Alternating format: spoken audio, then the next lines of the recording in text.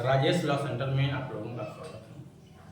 आज हम लोग चर्चा करेंगे कि अगर किसी व्यक्ति पे SC/ST एक्ट लग गया है तो बाहर से जमानत कैसे करा सकता है, क्या उसे बाहर से जमानत मिलेगी या नहीं मिलेगी, यानी उसे अंदर जाना पड़ेगा। तो सबसे पहले समझते हैं बाहर से जो बेल होती है इसका मतलब क्या है, इसको और किन किन नामों से जाना जाता है। तो बाहर से जमानत कहिए, चाहे खड़े खड़े जमानत कहिए, सेम डे बेल कहिए, बात एक है। यानी इसका मतलब यह है कि जिस दिन बेल एप्लीकेशन पे सुनवाई हो रही है उस दिन आरोपी को सरेंडर करना होगा कोर्ट में, और कोर्ट के कटघरे में उसे खड़ा होना पड़ेगा, क्योंकि कोर्ट में एक कटघरा बना होता है, उसमें वो खड़ा होगा।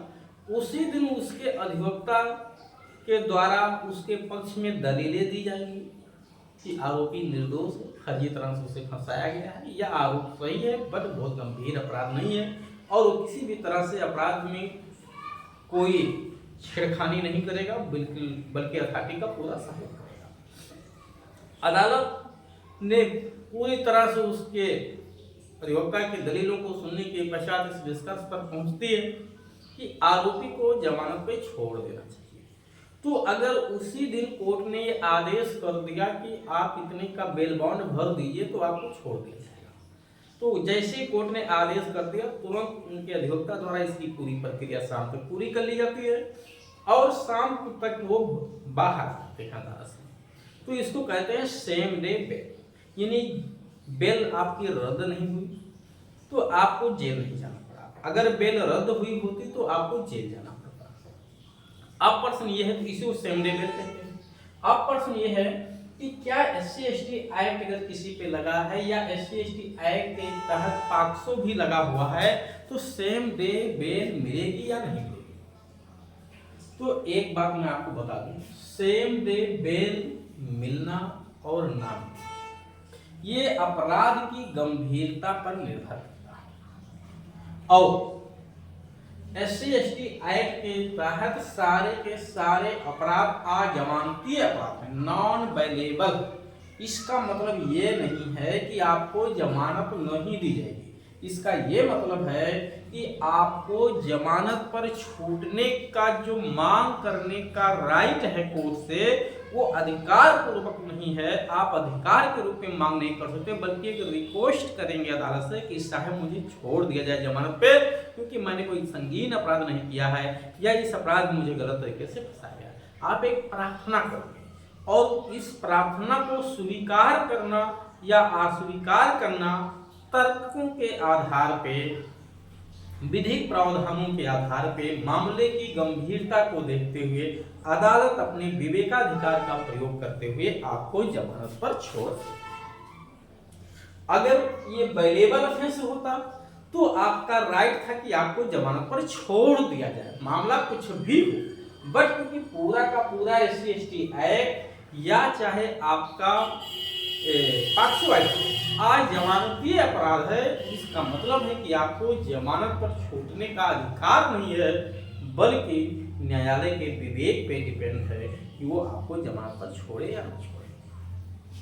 अगला क्वेश्चन ये है इसमें कि अगर आप पे SC/ST एक्ट लगा हुआ है या पॉक्सो भी इसके साथ लगा हुआ है तो किन धाराओं पे जमानत आपको कोर्ट अदालत आपको जमानत पर छोड़ देगी, ठीक है, यानी बेल मिल जाएगा, किन में बेल नहीं मिलेगा और जिनमें नहीं मिलेगा उनमें भी कम मिलेगा। क्या ऐसी भी कोई धारा है जिसमें आरोप लगने पे बेल नहीं मिलेगी कभी, इन पे चर्चा करते हैं।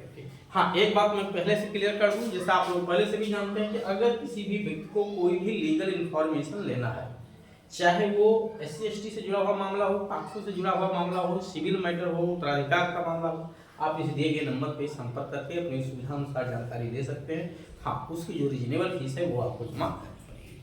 आइए अब हम लोग चर्चा इस पे करते हैं कि किन धाराओं। तो एक बात मैं आपको बता दूं कि हमारी अदालतों में भी खासतौर से लोअर कोर्ट में एक परंपरा सी बनी हुई है, लगभग हर लोअर कोर्ट में वो केवल मैं यूपी की बात नहीं कर रहा हूँ, मैं ऑल इंडिया की बात कर रहा हूँ, क्योंकि मेरे पास पूरे ऑल इंडिया की खबर रहती है।